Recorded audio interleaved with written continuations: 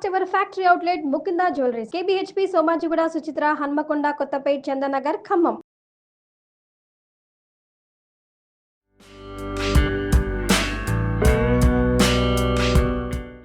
AVC hospital సమర్పించి Deepavali special episodes కి స్వాగతం. నమస్తే రమగారు. నమస్తే జయ. దీపావళి శుభాకాంక్షలు అండి. దీపావళి శుభాకాంక్షలు జయ. దీపావళి సందర్భంగా మనం స్పెషల్ వంటకాలు చూపిస్తున్నాం. అంటే ప్రసాదాలు, నైవేద్యాలు ఇలాంటివి కాకుండా ప్రసాదాలు నైవేద్యాలే కాకుండా హ్యాపీ స్నాక్స్ కూడా చూపించేస్తాం. ఓకే, ఇప్పుడు ఏం చేస్తున్నామండి? కజ్జికాయలు చేసుకుందాం. ఓకే, మైదా పిండి 1 కప్పు మైదా పిండిలో 2 స్పూన్ల బొంబాయి రవ్వ వేసాను. కొంచెం బాగా 2-3 స్పూన్ల నెయ్యి వేసి బాగా కలిపేసేయాలి. మొదట అది ఇట్లా క్రంబ్లింగ్ అంటారు, ఒక రకమైన బరకగా అవుతుంది. నొక్కితే ఇట్లా పిండ ముద్ద ఎలా కనపడాలి. అప్పుడు కాసిన నీళ్ళు పోసి ఇదిగో ఉండ చేసి పెట్టాను. ముందే చేసేసా, ఇది మాత్రం మీకు చూపించలేదు. ఇది ప్రీవియస్ వీడియోలో ఉంది, కావాలంటే ఒకసారి చూడొచ్చు. ఓకే, ఇదిగో ఉండ చేసేసి కొద్దిగా నెయ్యి రాసి ఒక అరగంట ముందు నానబెట్టి పెడితే ఏంటంటే మనకి పూరి చక్కగా సాగి వస్తుంది, బాగుంటుంది. అవును. ఓకే, ఇది చేసామా. ఈ వాల్నట్స్ కాసిన ఇన్ని చిన్న ముక్కలు చేసాం.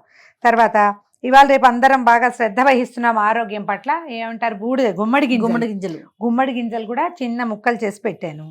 తర్వాత ఏమో ఇదిగో బాదం పప్పులు, పిస్తాలు, ఉప్పు లేని పిస్తా గనక ఉంటే దొరికితే అది కూడా చిన్న ముక్కలు చేసుకోవచ్చు, అవి కూడా వేసుకోవచ్చు.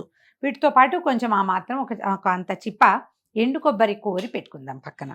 వీటితో పాటు మనము గసగసాలు వేయిస్తే ఎక్కువ టేస్ట్ చాలా బాగుంటుంది. సో వీటిని వేయించుకుందాం ఒకసారి. కొద్దిగా నెయ్యి వేసి గసగసాలు కొద్దిగా ముందు వేగనివ్వాలి, ఎందుకంటే గసాలు మనం దేనితోటన్నా కలిపామంటే వేగం. అవును. కొద్దిగా నెయ్యి వేద్దాం జయ, ఎక్కువ వద్దు, 1 స్పూన్ నెయ్యి అనుకో అంతే. కొద్దిగా నెయ్యి వెచ్చబడినిచ్చి గసగసాలు వేసేద్దాము, 1 స్పూను అంతే.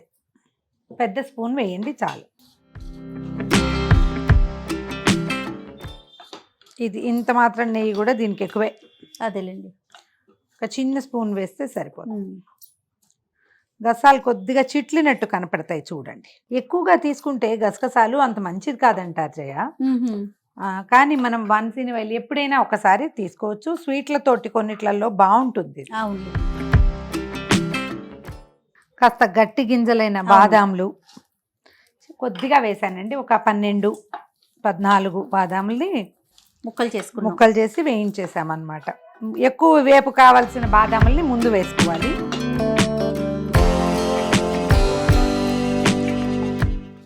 ఇంకా సన్న చీలికలుగా చేసుకోగలిగితే కూడా మంచిదే. నేను చిన్న ముక్కలే చేసాము, ఇంకా సన్నటివి కూడా. బాదం కొద్దిగా వేగినట్టు భావకం కనపడుతోంది కదా. ఇప్పుడు జీడిపప్పులు వేద్దాము. ఇవి కూడా అంతే, ఓ 12-14 జీడిపప్పులు. వాల్నట్స్ వేసుకుందాము.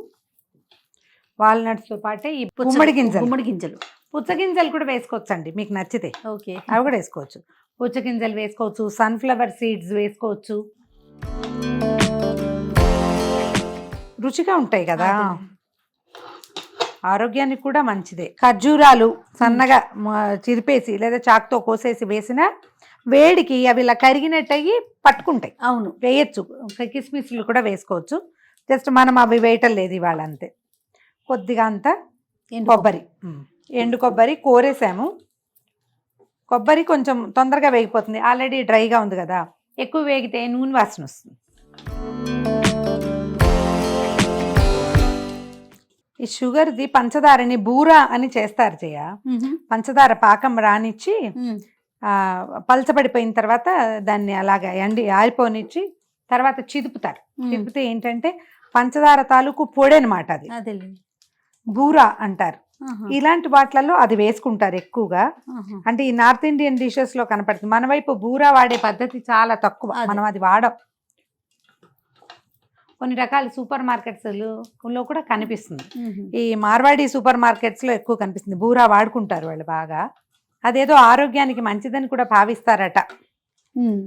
ఓకే, దీనికి ఏం చేద్దామంటే వేగిపోయినాయి కదా, దీన్ని కొంచెం స్టవ్ అలా ఇది వేడిగా ఉండగానే ఆపేసి పంచదారని పొడి చేసి దీని మీద చల్లేసుకుందాం. ఇప్పుడు ఎంత ఈ పదార్థం ఉందో మనం మొత్తం కలిపి అందులో సగం పంచదార వేస్తే చాలు. ఓకే, ఆ సగం షుగర్ని కొంచెం ఒక్కసారి మిక్సీలో వేసి తిప్పారంటే పొడి అయిపోతుంది. ఇందులో ఇంకా పాకము వ్యవహారము ఏం లేదు. పొడి వేయంగానే ఇదంతా చక్క వచ్చేస్తుంది, వేడికి అది క్షణాల్లో కరిగిపోతుంది. మీరు పంచదారే వేస్తే అది మీ మాట వినదు. కొంతమంది బెల్లం కూడా వేసుకుంటారు. ఈ బెల్లం పౌడర్లు దొరుకుతున్నాయి కదా ఇప్పుడు, మన ఏమంటారు దీన్ని, ఆర్గానిక్ బెల్లాలు, పౌడర్ బెల్లం కావాలంటే బెల్లం వాడుకోండి, మీ చాయిస్. పంచదార అయినా వేసుకోవచ్చు. స్టవ్ ఆపేసాను, పంచదార వేసేద్దాం. పౌడర్ చేసిన పంచదార ఏం కంగారు లేదు, వేడికి ఇది సర్దుకుంటుంది. ఓకే, పప్పులు అన్ని వేడిగానే ఉన్నాయి కదా, మూకుడు వేడిగా ఉంది, సరిపోతుంది. దీన్ని మనం ఫిల్లింగ్ గా వాడుకుంటాం అన్నమాట. కజ్జికాయలకి ఇదే ఫిల్లింగ్, అంతే. పంచదార పొడి వేసాం కదా, ఇది పాకంలో వచ్చేసిందా. పచ్చి కోవా తీసుకొచ్చుకోవాలండి దీనికి. కోవా అంటే మనకి స్వీట్ షాప్ లో దొరుకుతుంది, కొన్ని సూపర్ మార్కెట్స్ లో కూడా పంచదార లేని, తీపి లేని కోవా, అది వేసుకుంటే ఎక్కువ రుచిగా ఉంటుంది, లోపల పట్టుకుని ఉంటుంది.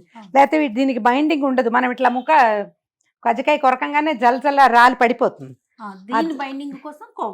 కోవా రుచి కూడా. వీటికి ఏంటంటే ఈ నట్స్ అన్నిటికీ కూడా ఈ పాల రుచి ఎక్కువ ఇది ఇస్తుంది అనమాట, బాగుంటుంది టేస్టీగా. కొద్దిగా కోవా, ఎంతో అక్కర్లేదు, ఒక చిన్న కప్పు, మనం ఈ కొలతలు పెట్టుకున్నాం కదా గింజలు, అట్లా ఆ కప్పు కోవా కొంచెం కోరేసి ఇందులో వేసేసుకుంటాము. వేసి ఇందులో ఇది కూడా ఏం లేదండి, వేడి తగిలేసరికి ఆటోమేటిక్గా సర్దుకుంటుంది. కోవా కదా, పాల ఇది కాబట్టి.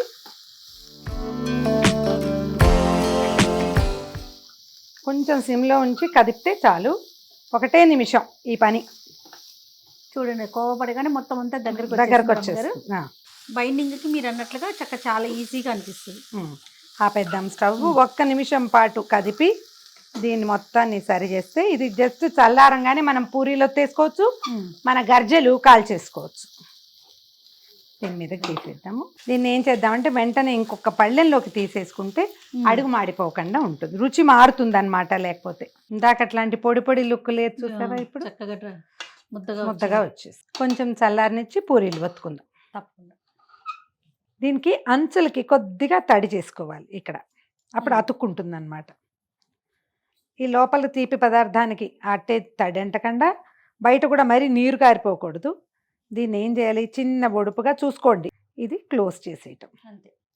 నొక్కేసి ఈ అంచు వెంబడి వచ్చిన దాన్ని తీసేసేయాలి.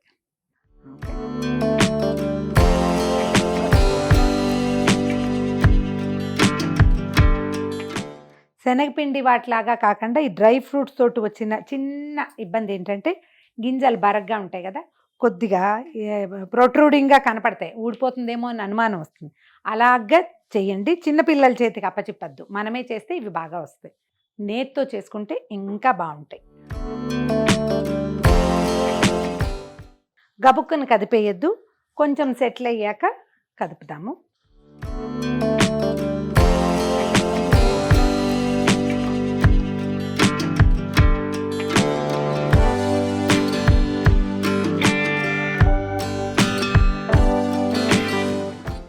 కజ్జికాయల్లో ఒక ప్రత్యేకత ఉంది. ఏంటమ్మగారు, చాలా వస్తువులు రిపేర్ చేయలేం. కజ్జికాయకి ఏంటంటే హోల్ పడింది అనుకో, కొంచెం పిండి తరిపి పలచగా చేసి అక్కడ అతుకు పెడితే నోరు మూసుకుని కూర్చుంటుంది. మైదా పిండి అవ్వటం వల్ల ఈ సుఖం ఉందన్నమాట.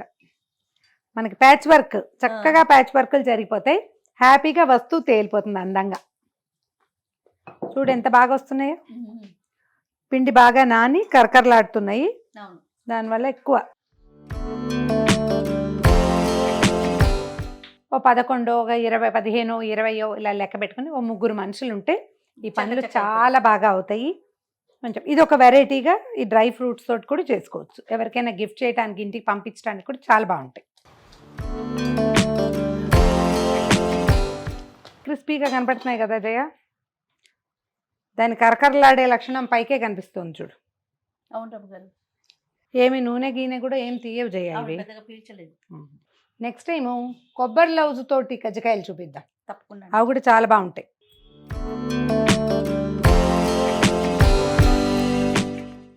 కరకరలాడే, ఘుమఘుమలాడే, రుచికరమైన, కొంచెం కొత్తగా ఉండే డ్రై ఫ్రూట్ కజ్జికాయలు. మరొకసారి సుమన్ టీవీ ప్రేక్షకులందరికీ దీపావళి శుభాకాంక్షలు.